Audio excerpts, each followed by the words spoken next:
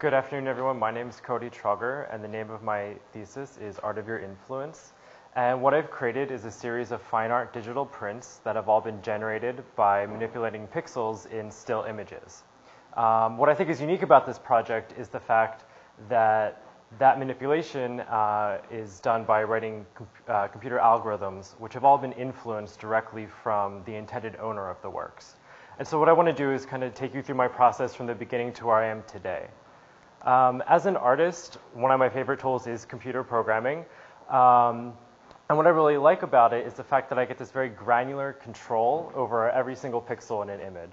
And that leads to a lot of complexity. But what I wanted to do for my thesis project was to take a step back and give up some of that control to the person who would be eventually hanging this work in their home. I've always been attracted to this idea of trying to include the viewer or the owner of an artwork in the piece itself to develop basically opportunities for intimacy to form between the work and the viewer. I've explored this a little bit in a previous work. This is a video installation that is using facial recognition to detect when someone's making eye contact with it. And then based if someone is, it would change its colors and contrast ratios accordingly. Looking back on this project, I think there were two things that I found problematic. One, it relied solely on the body of who someone is to create that intimacy that I'm searching for, and I think we're so much more than just a body. I also wanted to explore more permanency in my thesis project, and so I turned to inkjet printing as the form that this project would take. So I started to look at other artists that are working in generative printed art, and these are three of my favorite pieces. This top one by Rosa Minkman is, she's a glitch artist, and so she's writing computer code that she's rolling with the mistakes that she's making while coding and kind of seeing what happens when various algorithms kind of interact with each other.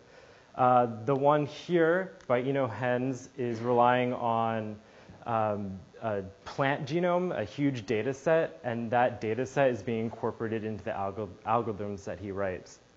And then this work here by Sergio Albiach is really just relying on his kind of intrinsic decision-making process as the artist to create the final look and feel of the piece. And my work for this project is taking the uniqueness about who someone is, or their data, and coupling that with my art practice, both my photographic process as well as my algorithmic process. So my next step in formulating this project was to figure out what exactly makes someone unique and how was I going to capture that. I organized my ideas around this in this visual way here, which represents the three perspectives that I think make up who someone is. The first one being how they see themselves, the second being how someone else or the public sees them, and the third being the subconscious mind and the kind of intangible qualities about what makes someone unique. So those three different perspectives are represented by the interlinking squares in the center, because they're interlinking because they're constantly playing off of each other and responding to each other. Those perspectives are always informed by the context and geography that someone might be in at any given moment, which is what the larger diamond represents. So the information that I was going to collect about someone to work into my algorithms needed to address everyone on these different levels, and this is the theoretical framework that informs that process. These are the people that I ended up working with. The first four were helped me test out this process, and they really taught me they really informed the tools that I was going to be using to collect information about the people I'd work with. I learned out of the testing phase that there was this issue of big data versus small data, and I found that small data was actually much more important to what I was searching for, which was those unique qualities about someone. And I think intimacy and uniqueness is in the details, so I really focused on small data here. So I scaled back my process. I also realized that my approach needed to be flexible because everyone is very different. So once I learned those lessons, I identified these four people who I spent the majority of the time focusing on for this project. And what I want to do is take you through the tools that I developed to collect their uniqueness. Here, this is Lady, and the first tool that I developed was just a simple in-person interview. This was a time for us to get to know each other, for me to ask a series of questions. And what I learned was that, again, it was really about our dynamic interaction together. I also collected photographs or snapshots, really, of existing artwork in someone's home as well as the home itself. So here I am in Christina's apartment doing just that. I also thought it would be important for these participants in my project to express themselves visually, because this is a visual project. And so I gave them a series of prompts and let them interpret their response by drawing on an iPad. And here I asked, draw your interpretation of the universe, and it was completely free form. The fourth tool that I made was inspired by ethograms, which basically are the study of human behavior. And so I was doing behavioral observations during the time that I spent with someone. So here I was working with Kevin, and you can see the number of times he apologized was twice, and he laughed 22 times.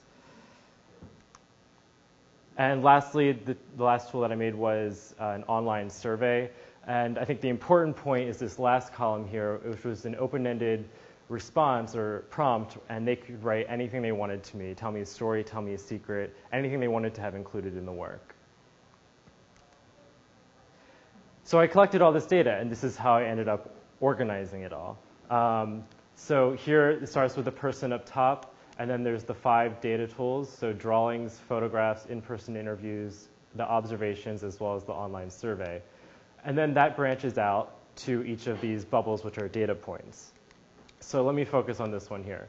What do you like about art, I asked during the in-person interview, and lady said she really likes color schemes and monochromatic art.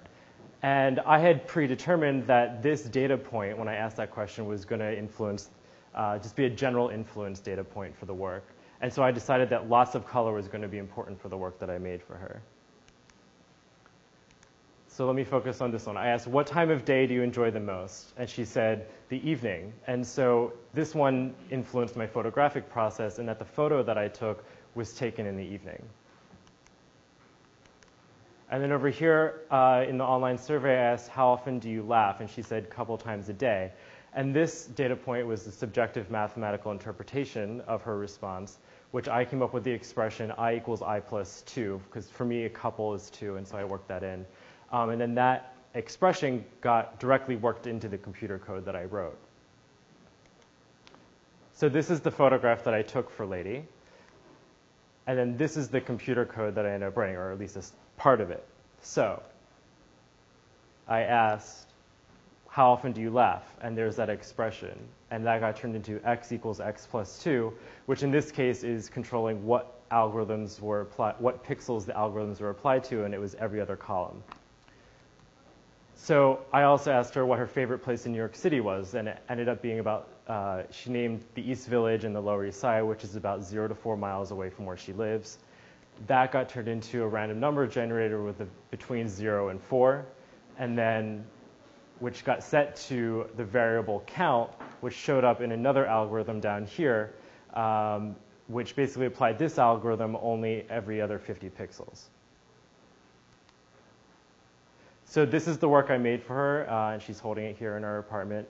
I think I was successful in creating a sense of intimacy that I was searching for. She's already told me that she's picked out a place in her new house that she just bought with her husband for it. So she's really excited and had a good response. While I was making it, though, I was constantly zooming in on the image to get a better understanding of the pixel manipulation that I was making, or how it was playing out. And these windows of like the zoomed in level actually were really striking and beautiful to me, and I think became these microcosms for this exploration of color, of algorithms, of pattern making. And I decided to make a complementary print directly out of the original work. And I want to focus your attention on those triangles right there. Those are one algorithm that I wrote, and their alpha value, or their transparency, are set to 189 in computer code, because 189 is the day of the year of her birthday. So this is the work that I made for Christina. And I just want to focus your attention onto this area. That is where this complementary print came out of. And if you look at the line right there, the width of that line is 2 pixels wide because that is how many times she apologized during our interview together. And this is Maggie. And I think what's apparent here is how my algorithms are almost pattern making when it comes to manipulating pixels, especially in the area of the cloud. So when you zoom in on that, you see this area here is actually playing with complementary colors. Her date of birth is the 180th day of the year, which on the color wheel is exactly a complementary color. And so the pattern I ended up working with kind of explored that relationship. Lastly, I worked with Kevin, and if you focus on this area of the bird, that's where this image came from. And specifically, the threshold here between the purple and orange pixels and the gray and black, that threshold is being controlled by the speed in which he moved in his last dream. So I asked him what he remembered about his last dream, and I had kind of predetermined in my process I was going to interpret his answer on a scale of 1 to 5 based on the speed that he was moving in the dream. It ended up being at number 3. He was walking, and so 3 got worked into the algorithm I wrote to control that threshold. So when you look at all these works together, I think there's a couple of conclusions that I've drawn. One, again, you think you can tell that they're coming from my hand and my perspective because there's this kind of pattern generation, almost using pixel pattern as fills for various parts of this photographic image that I start with. I also think they're all, one of the common threads is that they're all very different from each other, and I think that represents the uniqueness that I was, of each individual that I worked with. And in that way, they become a type of portraiture that isn't based solely on the body, but are really actually visualizations of my perception of what is unique about this individual. And then lastly, it became more than just incorporating the uniqueness of someone into the work. It also was an experience that I was providing to the people I was working with. Someone said to me during this that it felt like they got to make art for the day. And that started my mind going, and I want to explore that idea more by, in future works, even giving more hands-on and more control to people to influence my process as an artist. As far as Art of Your Influence is concerned, though, I plan to offer it as a service out of my art practice called Living Pixel Studio. You can follow the studio on that Facebook page. And at this time, I'd like to take any questions you have, and thank you.